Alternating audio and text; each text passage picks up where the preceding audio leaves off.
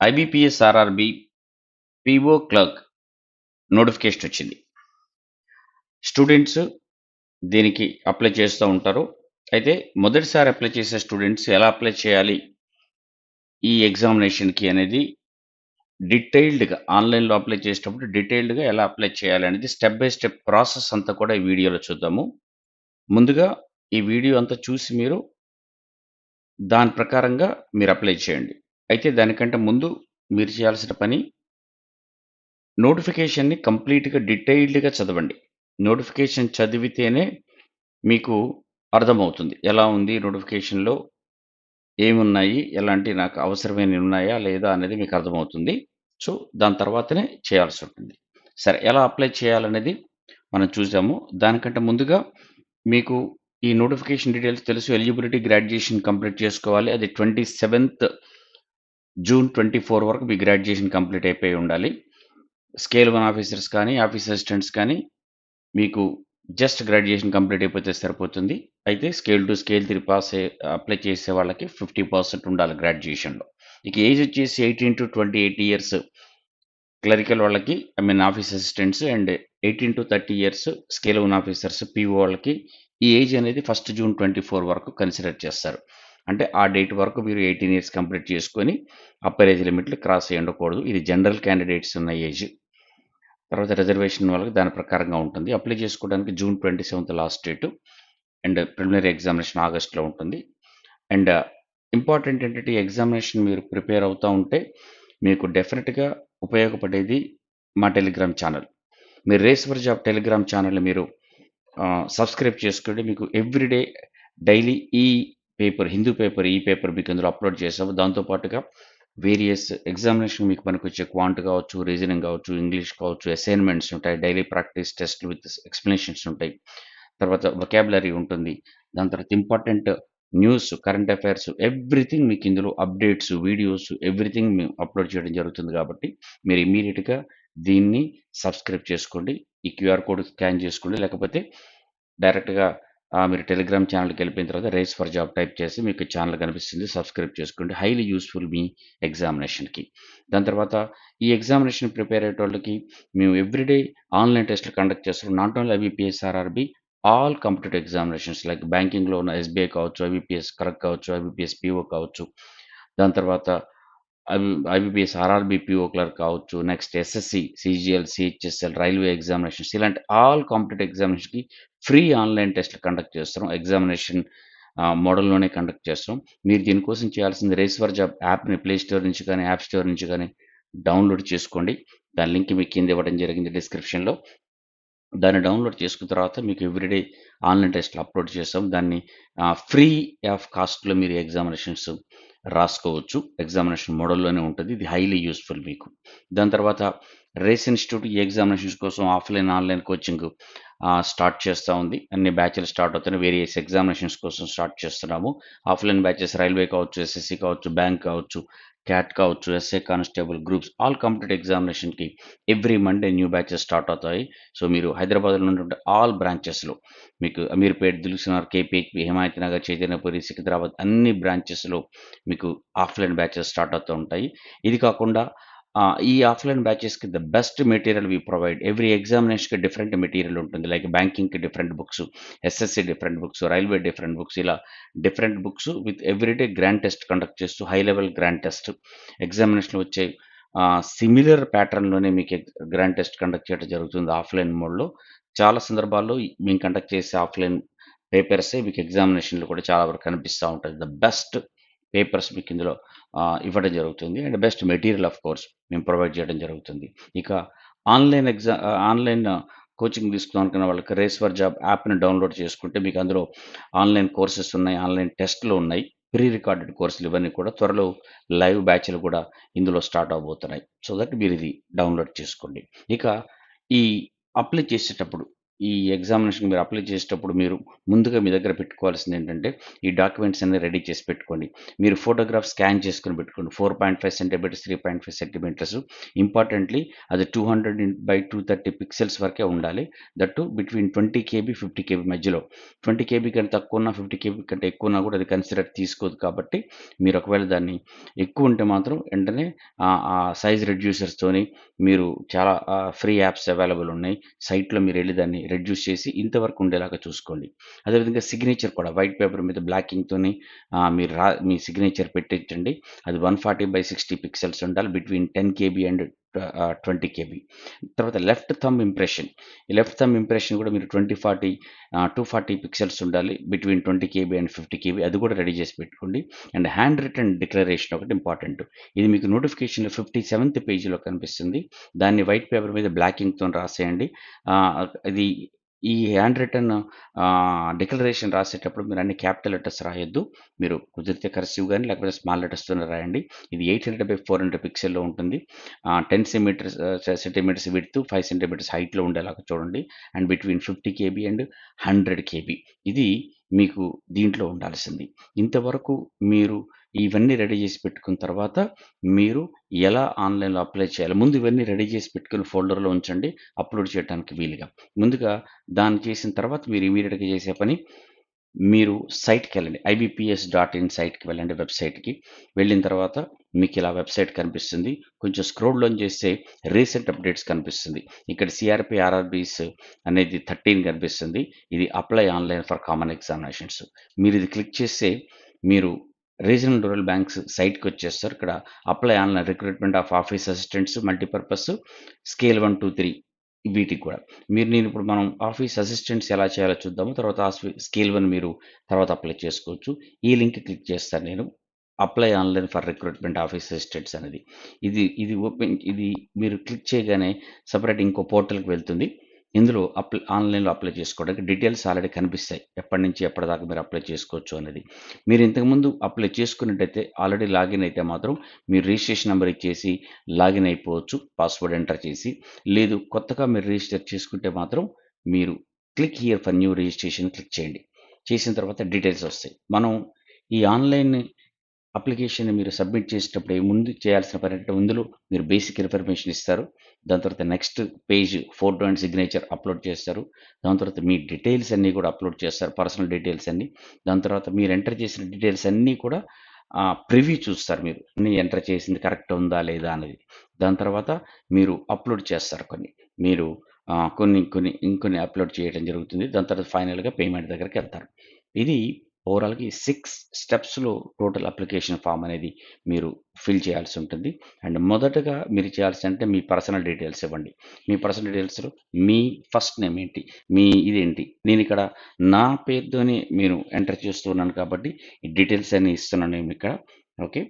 So, I'm writing the first name. తర్వాత మీరు ఇచ్చిన ఫస్ట్ నేమ్‌ని కన్ఫర్మ్ చేయండి. సెకండ్ స్టెప్‌లో ఏంటంటే కన్ఫర్మ్ చేయండి. సేమ్ ఉందా లేదా? తర్వాత మిడిల్ నేమ్ ఉంటే మిడిల్ నేమ్ ఇవ్వండి. మిడిల్ నేమ్ లేకపోతే వదిలేసేయండి. లాస్ట్ నేమ్ ఉంటే మాత్రం సర్‌నేమ్ మీ లాస్ట్ నేమ్ అవుతుంది. ఉంటే లాస్ట్ నేమ్ ఇవ్వండి. లాస్ట్ నేమ్ లేకపోతే తప్పనిసరిగా సర్‌నేమ్‌నే లాస్ట్ నేమ్‌కి ఇవ్వండి. ఇది అడుగుతా ఉంటారు. సర్‌నేమ్ అనేది ఎక్కడ ఇవ్వాలి? మీ ఫస్ట్ నేమ్ అనేది మీ నేమ్ ఫస్ట్ నేమ్ అయితే సర్‌నేమ్ లాస్ట్ నేమ్ అవుతుంది. ఇంకేదైనా మిడిల్ నేమ్ ఉంటే అది కూడా మీరు రాసుకోవచ్చు. తర్వాత కన్ఫర్మ్ చేసుకోండి మీ లాస్ట్ నేమ్‌ని. దాని తర్వాత మొబైల్ నంబర్ ఇది చాలా ఇంపార్టెంటు. మీరివ్వాల్సిన మొబైల్ నంబరు. నేను రైస్ ఇన్‌స్టిట్యూట్ ఆ నంబరే ఇస్తున్నాను నేను మీకిందులో. తర్వాత ఈ మొబైల్ నంబర్ మీరు కన్ఫర్మ్ చేసుకోండి. తర్వాత మీకేమైనా ఆల్టర్‌నేట్ నంబర్ ఉంటే ఇందులో ఆల్టర్‌నేట్ నంబర్ కూడా మీరివ్వచ్చు. నేనింకొక ఆల్టర్‌నేట్ నంబర్ కూడా ఇందులో ఇస్తున్నాను. మీరు మొబైల్ నంబర్ ఇచ్చే మొదటి దాన్ని కన్ఫర్మ్ చేసుకోవాలి. ఆల్టర్‌నేట్ నంబర్ కన్ఫర్మ్ చేయాల్సిన పని లేదు. జస్ట్ ఇస్తే సరిపోతుంది. తప్పనిసరిగా నెక్స్ట్ ఈమెయిల్ ఐడీ అనేది ఒకటి ఇవ్వండి. నేను ఈమెయిల్ ఐడీ కూడా రైస్ ఇన్‌స్టిట్యూట్ ఈమెయిల్ ఐడీ ఇస్తున్నాను. మీకు ఇక్కడ ఈమెయిల్ ఐడీ ఇచ్చిన తర్వాత డొమైన్ అనేది మీకిక్కడొస్తుంది. అది ఏదుంది అనేది తెలుస్తుంది. ఆటోమేటిక్‌గా ఇక్కడొస్తుంది. తర్వాత రెండోసారి మీరు ఈమెయిల్ ఐడీ కన్ఫర్మ్ చేసేటప్పుడు మాత్రం కంప్లీట్ ఈమెయిల్ ఐడీ మీరివ్వాల్సొస్తుంది. రేసిన్‌స్టిట్యూట్@gmail.com అని కంప్లీట్‌గా ఇవ్వాల్సొస్తుంది.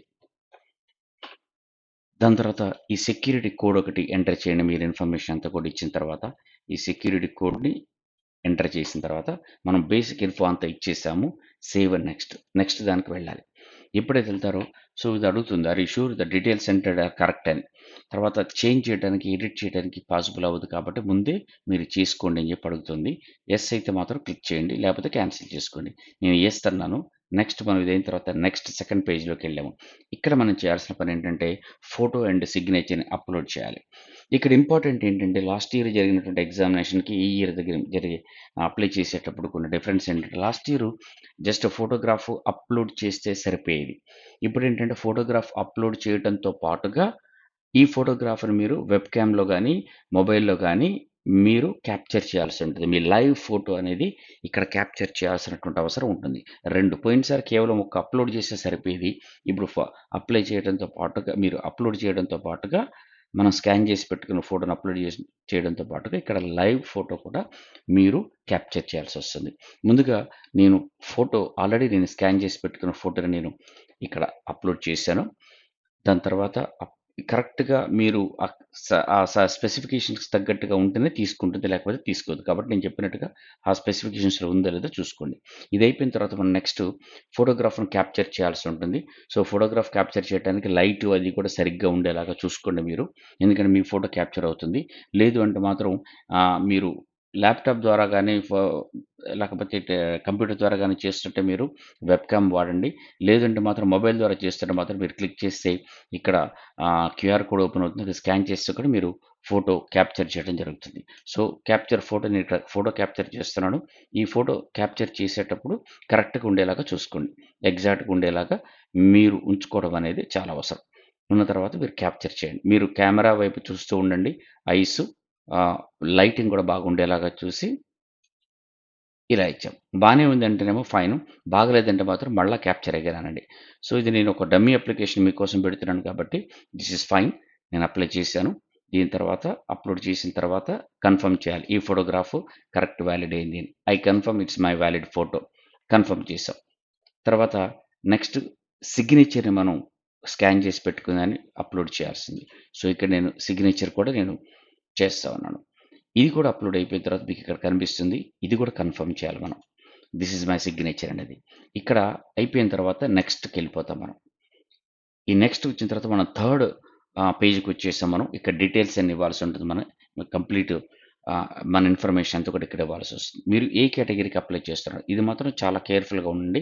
ఇక్కడ స్టార్ మార్క్‌లో ఉన్నది మాత్రం కంపల్సరీ ఇంపార్టెంట్ అని తప్పనిసరిగా మీరు ఇందులో ఎంటర్ చేయాలని. ఇక్కడ చూడండి మీరు ఏ కేటగిరీ నుంచి అప్లై చేస్తున్నారో చూడండి. ఇది ఒకసారి ఎంటర్ చేశారంటే మళ్ళా దీన్ని మార్చుకోవడానికి ఉండదు కాబట్టి మీరు జాగ్రత్తగా ఇవ్వండి. నేను అప్లై జనరల్ అని చెప్పి మేము పెడుతున్నాను. మీరు ఈడబ్ల్యూఎస్, ఓబీసీ, ఎస్సీ, ఎస్టీ ఏది చేస్తున్నారో ఆ కేటగిరీ మాత్రం చాలా ఇంపార్టెంట్ ప్రకారం చూడండి. No change in category will be permitted after complete registration of your application. మారటానికి వీల్లేదు కాబట్టి ముందుగా మీరు ఇది తీసుకోండి.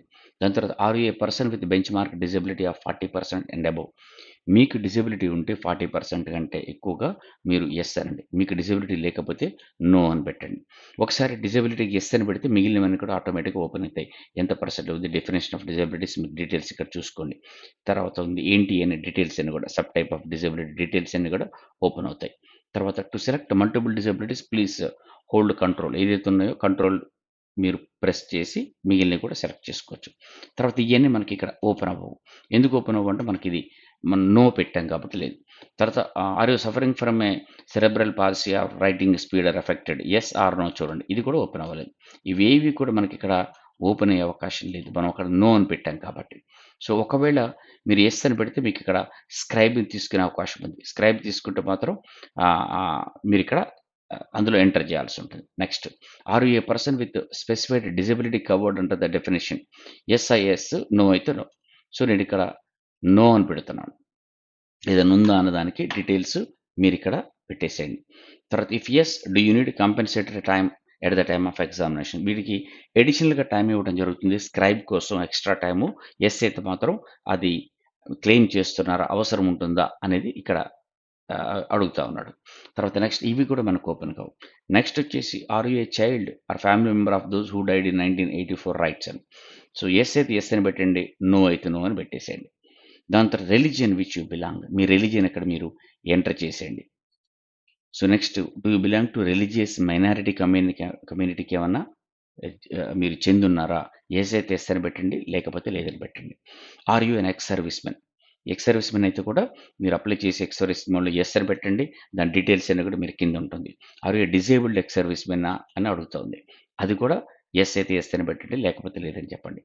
తర్వాత సర్వీస్ మీరు ఎక్స్ సర్వీస్‌మెన్ అయితే మీరు సర్వీస్ ఇక్కడ మెన్షన్ చేయాల్సి ఉంటుంది. ఎన్నాళ్ళు చేశారు సర్వీస్ అనేది. తర్వాత have you joined in government job on the civil side after availing of the benefits given in the ex servicemen. అది కూడా మీరు ఎంటర్ చేయండి. మీరు ఎక్స్ సర్వీస్‌మెన్ అయితే. తర్వాత are you dependent of a servicemen killed in action. మీరు depend అయ్యి ఉన్నారా యాక్షన్‌లో చనిపోయిన వాళ్ళది అని. మీరు యెస్ అయితే యెస్ అని పెట్టండి. అగైన్ నో అయితే నో అని పెట్టొచ్చు. తర్వాత are you matriculate ex servicemen దానికి కూడా మనకి ఇది యెస్ అయితే అప్పుడు ఇది ఓపెన్ అవుతుంది. తర్వాత పర్సెంటేజ్ ఆఫ్ మార్క్స్ మీరు ఎగ్జామినేషన్ రాస్తారు కాబట్టి 15 ఇయర్స్ ఉన్నవాళ్ళు ఆ ఎగ్జామినేషన్‌కి సంబంధించిన పర్సెంటేజ్ మార్క్స్ ఇక్కడ ఎంటర్ చేయండి.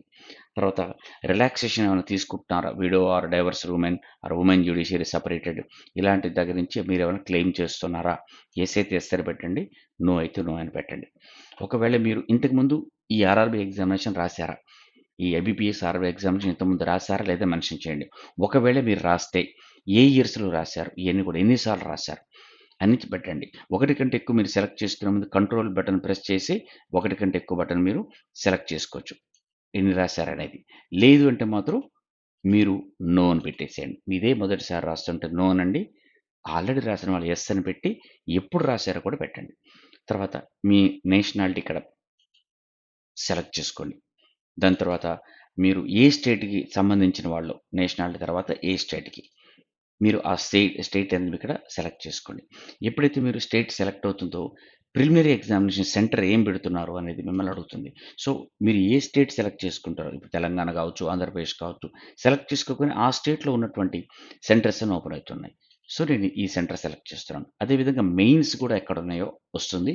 మెయిన్ ఎగ్జామినేషన్‌కి మీరెక్కడ సెలెక్ట్ చేస్తున్నారో అది కూడా సెంటర్ ముందే చేసుకోండి.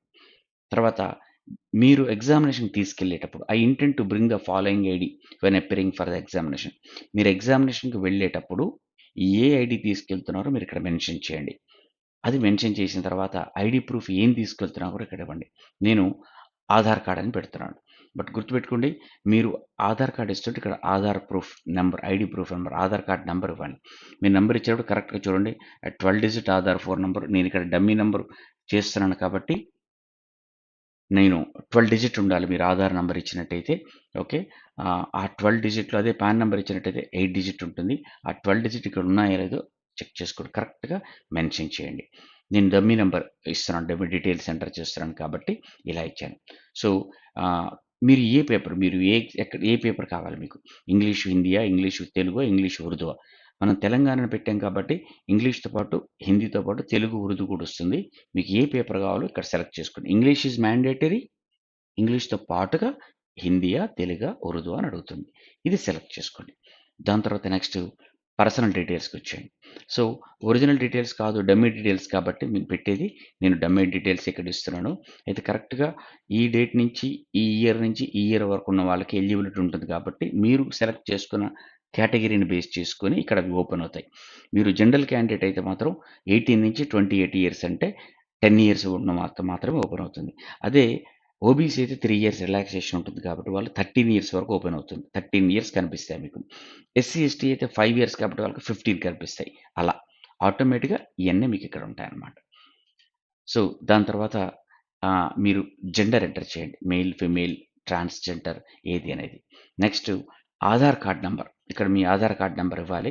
సో, మనం ఇంతకుముందు ఇచ్చిన ఆధార్ కార్డ్ నంబర్ నేను మళ్ళా ఎంటర్ చేస్తా ఉన్నాను. రైట్. PAN card number. ఇది యాక్చువల్‌గా ఇంపార్టెంట్ కాదు కాబట్టి నేను పాన్ కార్డ్ నంబర్ ఇవ్వట్లేదు. సో, మీకు twin brother or twin sister ఉన్నారా? అనేది ఇక్కడ అడుగుతుంది. తప్పనిసరిగా మెన్షన్ చేయాలి. ఉంటే యెస్ అని పెట్టండి. లేకపోతే నో అనండి. ఒకవేళ ఉంటే మాత్రం యెస్ అని పెట్టి వాళ్ళు మేలా? ఫీమేలా? డీటెయిల్స్ ఇవ్వండి. తర్వాత వాళ్ళ పేరు కూడా ఇందులో మెన్షన్ చేయాలి. ఎందుకు అడుగుతారు ట్విన్ బ్రదర్ ఉన్నారా లేదా అని? మీలాగే ఇంకొకళ్ళు అదే పోలికలతోనుంటే వాళ్ళొచ్చి ఎగ్జామినేషన్ రాసే అవకాశం ఉండొచ్చు. అది అవాయిడ్ చేయడానికి ముందే మీరు ఇన్ఫర్మేషన్ ఇవ్వాల్సొస్తుంది. ఉన్నారు కాబట్టి వాళ్ళు కన్ఫర్మ్ చేసుకుంటారు. దీనికోసం. నేమ్ ఆఫ్ ద ట్విన్ కూడా. మ్యారిటల్ స్టేటస్ మీరు మ్యారీడా? అన్‌మ్యారీడా? ఏంటి అనేది ఇక్కడ మెన్షన్ చేయండి. తర్వాత మీరు ఫాదర్స్ నేమ్, మీ ఫాదర్స్ నేమ్ అనేది ఇక్కడ ఎంటర్ చేయండి. నెక్స్ట్ మీ మదర్ నేమ్ ఇది కూడా చాలా ఇంపార్టెంట్. ఇది కూడా మీరు ఎంటర్ చేయండి. దాని తర్వాత మీరు మ్యారీడ్ అయితే మాత్రం స్పౌస్ నేమ్ ఎంటర్ చేయాలి. దాని తర్వాత మీ అడ్రస్ ఇక్కడ అడ్రస్ చేయాల్సి ఉంటుంది. సో నేను అడ్రస్ ఇస్తా ఉన్నాను. ఇన్స్టిట్యూట్ అడ్రస్ నేను మెన్షన్ చేయడం అనేది జరిగింది. ఆర్ ఓన్లీ ఇంతవరకు తీసుకోండి. రెడ్ లెటర్ లేకుండా ఎటువంటి చూసుకోండి. అడ్రస్ ఎక్కడ ఉంది అనేది.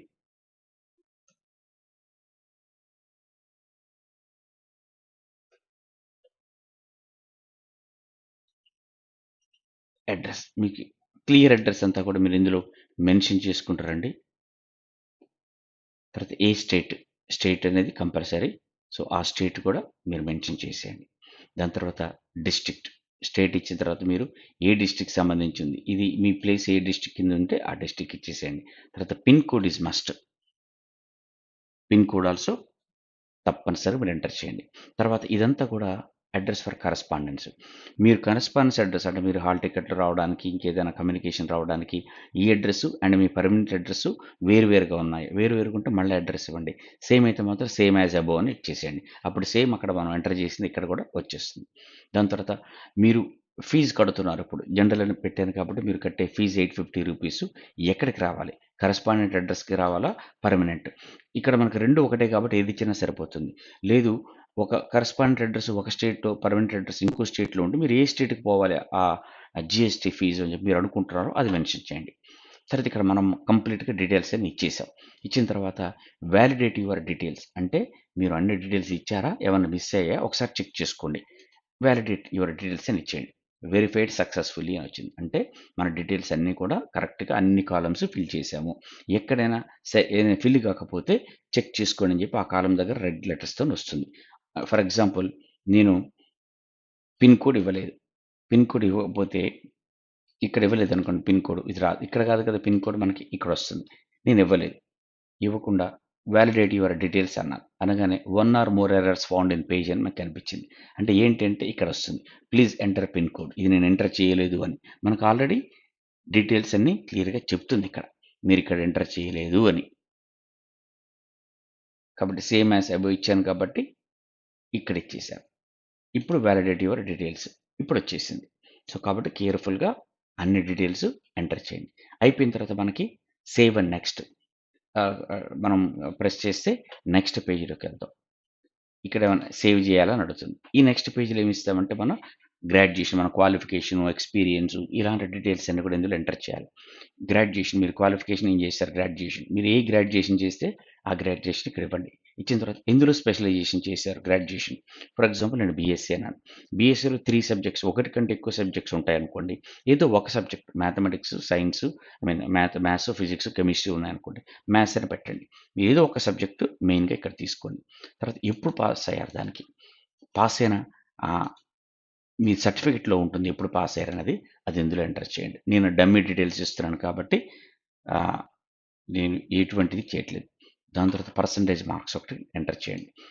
తర్వాత candidate should indicate the percentage obtained calculate the nearest 2 decimals in online application. Nearest 2 decimal. In case grade point system CGPA or OGPA ఏదైనా కావచ్చు is adopted candidate are required to convert their CGPA into percentage.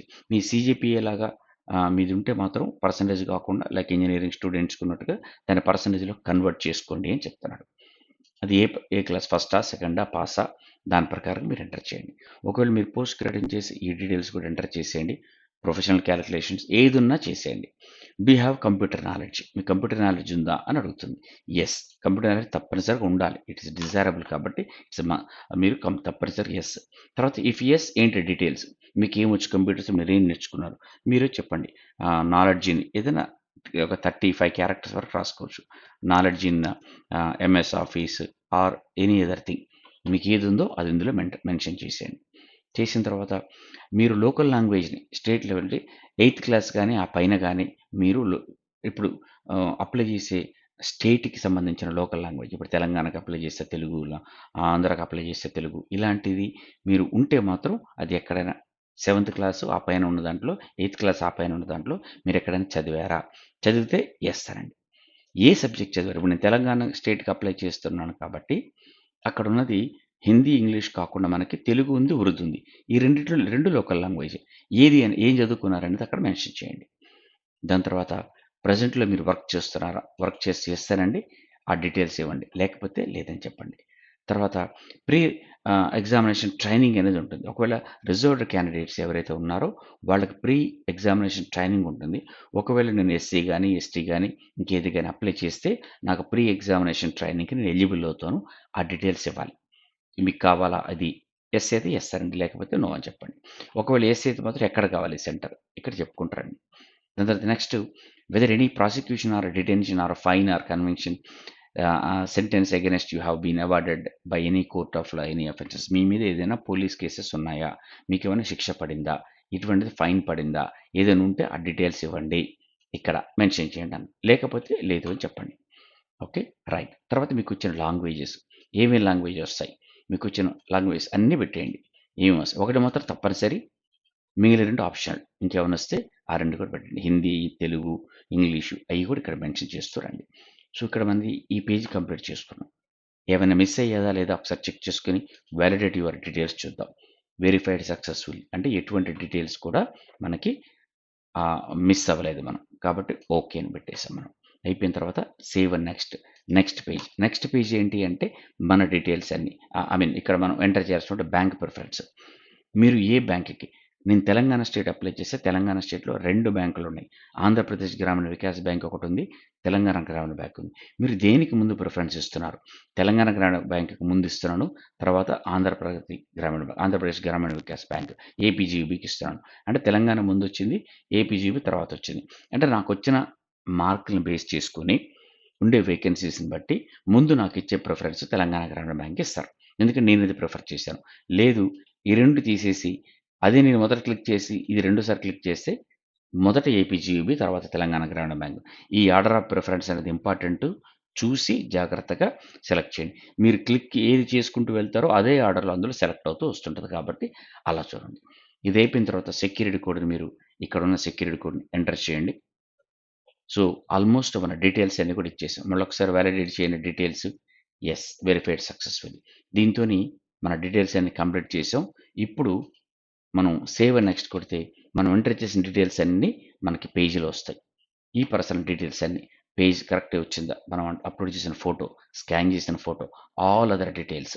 Details కేర్‌ఫుల్‌గా చూసుకోండి. నేము, Aadhaar number కావచ్చు, father's name details అన్నీ ఉన్నాయా?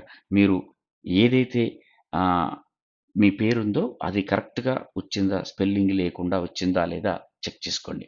ఇవన్నీ details అన్నీ జాగ్రత్తగా చూసుకొని రండి.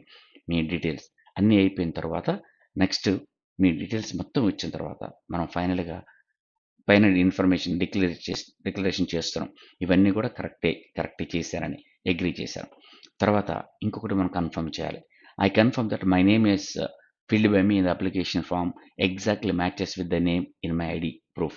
మనం ఎగ్జామినేషన్ సెంటర్‌కి ఏదైతే ఐడీ ప్రూఫ్ తీసుకెళ్తామో, ఆ ఐడీ ప్రూఫ్‌లో ఉన్న పేరు, ఇప్పుడు మనం అప్లై చేసేటప్పుడు ఎంటర్ చేసిన పేరు ఒకేలాగా ఉన్నాయి అయితే ఇది క్లిక్ చేయండి. ఒకవేళ ఒకేలా లేవు, చేంజ్ ఉంది. ఏదో మార్పొచ్చింది. మార్పొస్తే రెండోది క్లిక్ చేయండి. బట్ ఎగ్జామినేషన్‌కి ఆ మార్పొచ్చిన ఐడీ కార్డ్ విత్ ప్రూఫ్‌తో సహా తీసుకెళ్ళండి. There is a change in my name and I will bring a documentary proof for the same at the time of examination. లేదు నేను అప్లై చేసిన దాని ప్రకారం లేదు. నా పేరు వేరే ఉంది నేను తీసుకెళ్ళే ప్రూఫ్‌లో అన్నప్పుడు, ఆ ప్రూఫ్ ఏంటో మీరు తీసుకెళ్ళండి. అప్పుడు రెండోది క్లిక్ చేయండి. అయిపోయిన తర్వాత మళ్ళొకసారి ఈ కోడ్ అనేది ఎంటర్ చేయండి. ఎంటర్ చేసిన తర్వాత రిజిస్ట్రేషన్ కంప్లీట్ అయిపోతుంది. కంప్లీట్ చేసేయండి. మళ్ళీ అడుగుతున్నాడు. No changes of details already entered will be permitted. ఒక్కసారి కంప్లీషన్ అయిపోతే రిజిస్ట్రేషన్ డీటెయిల్స్ ఏమీ మార్చడానికి లేదు. కన్ఫర్మ్ చేయండి అని అడుగుతుంది. కన్ఫర్మ్ చేస్తున్నాం. ఆర్ యూ ష్యూర్ అని రెండోసారి అడుగుతుంది. పొరపాటున మీరు ఏమైనా క్లిక్ చేశారేమో అని రెండోసారి. జాగ్రత్తగా చూసుకోండి. ఏమైనా కరెక్షన్స్ ఉన్నాయంటే అప్లికేషన్‌లో చూసుకున్నాక మళ్ళీ బ్యాక్ వెళ్ళండి. ఇప్పుడు యెస్ అన్నాం. ఇక్కడ మనం లెఫ్ట్ థంబ్ ఇంప్రెషన్ అనేది మనం ఫైల్ సెలెక్ట్ చేసుకోవాలి. ఆల్రెడీ మీరు చేసి పెట్టుకుంది లెఫ్ట్ థంబ్ ఇంప్రెషన్ మనం ఇందులో ఎంటర్ చేయాలి. ఇక్కడ వస్తుంది మనకి కరెక్ట్ స్పెసిఫికేషన్‌లో ఉంటే ఓకే అనండి. దాని తర్వాత హ్యాండ్ రిటెన్ డిక్లరేషన్ ఇక్కడ కూడా స్పెసిఫికేషన్స్ ప్రకారం ఉందో లేదో చూడండి. అది ఇచ్చేసేయండి. యెస్ వస్తే ఇమ్మీడియేట్‌గా తీసేసుకుంటుంది. యెస్ వచ్చింది. ఓకే అన్నాం. ఇచ్చిన తర్వాత ఇప్పుడు మనం మళ్ళొకసారి సెక్యూరిటీ కోడ్ ఇస్తాం. ఇక్కడ సేవ్ అండ్ నెక్స్ట్ అయిపోయింది. ఇది అయిపోయిన తర్వాత మళ్ళొకసారి అడుగుతుంది. ఇది కరెక్టేనా? ఫైనల్ సబ్మిషన్ ఇది. మళ్ళా కాకపోతే చూడండి అని. యెస్ అన్నాం. ఫైనల్ సబ్మిషన్ అయిపోయింది. ఇక్కడ మనకి మనం డీటెయిల్స్ అన్నీ ఇచ్చేసాం. మనకు సంబంధించినయన్నీ. ఫైనల్‌గా పేమెంట్ చేయాల్సిన దగ్గరకొచ్చాం. చెక్ చేసుకోండి. జనరల్ కేటగిరీ కింద తీసుకుంటున్నాం కాబట్టి ₹850 ఉంటుంది. ఇది కూడా మనకి మెన్షన్ చేస్తుంది. ఏసిన తర్వాత మనం చేయాల్సింది ఈ డీటెయిల్స్‌ని సెక్యూరిటీ కోడ్ ఇచ్చి నెక్స్ట్ సబ్మిట్ కొడతాం. సబ్మిట్ కొట్టగానే మనకి పేమెంట్‌కెళ్తుంది అని చెప్తుంది. యెస్ అన్నాం. ఇప్పుడు మీకు పేమెంట్ గేట్‌వే ఓపెన్ అవుతుంది. ఒకసారి పేమెంట్ గేట్‌వే ఓపెన్ అయిపోయిందంటే మీరు ఈ పేమెంట్ చేయాల్సి ఉంటుంది. అది క్రెడిట్ కార్డ్ ద్వారా గానీ, డెబిట్ ద్వారా గానీ, ఇంటర్నెట్ బ్యాంకింగ్ గానీ, వాలెట్ ఆర్ క్యాష్ కార్డ్స్ ద్వారా గానీ, క్యూఆర్ కోడ్ గానీ, యూపీఐ ద్వారా గానీ ఎలాగైనా మీరు చేసేయొచ్చు. ఒకసారి పేమెంట్ అయిపోయింది అంటే మాత్రం మీకు కంప్లీట్ రిజిస్ట్రేషన్ అనేది అయిపోతుంది. మీకు ఆల్రెడీ రిజిస్ట్రేషన్ కోడ్ నంబర్ వచ్చింది కాబట్టి ఆ రిజిస్ట్రేషన్ నంబర్ దగ్గర పెట్టుకోండి. యూజర్ నేమ్, పాస్వర్డ్ వస్తాయి. అది కూడా దగ్గర పెట్టుకోండి. దాని ప్రకారంగానే మళ్ళా మీరు ఎంటర్ చేయాల్సిన అవసరం ఉంటుంది. సో మళ్ళొకసారి ఈ డాక్యుమెంట్స్ ఏదైతే ఉన్నాయో ఆ డాక్యుమెంట్స్ అన్నీ కూడా కరెక్ట్‌గా ఉన్నాయో లేదో స్పెసిఫికేషన్స్‌గా ముందే పెట్టుకొని అప్పుడు ఆన్‌లైన్‌కి సబ్మిట్ చేసి వెళ్ళటం మాత్రం చాలా మంచిది. సో ఇది ఇలా చేస్తూ వస్తేనే మీకు ఎటువంటి మిస్టేక్స్ లేకుండా డైరెక్ట్‌గా చేస్తారు మొదటిసారి అప్లై చేసేటప్పుడు. సో హోప్ ఈ వీడియో మీకు బాగా నచ్చిందనుకుంటాను. సో దీన్ని మొత్తం వీడియో చూసిన తర్వాత మీరు అప్లై చేస్తే మీకు ఎటువంటి కన్‌ఫ్యూజన్ లేకుండా చేస్తారు. బాగా ప్రిపేర్ అవ్వండి. సక్సెస్ తెచ్చుకోండి. All the very best. Hi, నేను మీ బుల్లెట్ భాస్కర్. ప్రభుత్వ ఉద్యోగం సాధించడం మీరు లక్ష్యంగా పెట్టుకున్నారా? అయితే మీకు ఒక శుభవార్త. త్వరలో బ్యాంక్, ఎస్ఎస్సి, రైల్వేలలో లక్షలాది ఉద్యోగాల కోసం నోటిఫికేషన్స్ రాబోతున్నాయి. మరి ఇంకెందుకు ఆలస్యం? వెంటనే మీ ప్రిపరేషన్ని మొదలుపెట్టండి. అయితే మీకు ఒక మంచి కోచింగ్ సెంటర్ తోడుండాలి కదా. రేస్ ఇన్స్టిట్యూట్ హైదరాబాద్ మీకు తోడ్పాటు అందిస్తుంది. గత 25 సంవత్సరాల పైగా వేలాది మంది విద్యార్థులను ప్రభుత్వ ఉద్యోగులుగా తీర్చిదిద్దిన రేస్ సంస్థల చైర్మన్, ఈనాడు కాలమిస్ట్ డాక్టర్ జిఎస్ గిరిధర్ గారి సారథ్యంలో నూతన బ్యాచ్లు ప్రారంభమవుతున్నాయి. మీకు దగ్గరలో ఉన్న ఏ బ్రాంచ్నైనా అడ్మిషన్ కోసం సంప్రదించండి లేదా 9848162881 నెంబర్కు కాల్ చేసి వివరాలు తెలుసుకోండి. మీకు ఆన్లైన్ కోచింగ్ కావాలనుకుంటే రేస్ ఫర్ జాబ్ యాప్ని డౌన్లోడ్ చేసుకోండి. పట్టుదలతో శ్రమిస్తే విజయం తప్పకుండా మీ సొంతం అవుతుంది. రేస్ తోడుంటే ప్రభుత్వ ఉద్యోగం మీ వెంటే.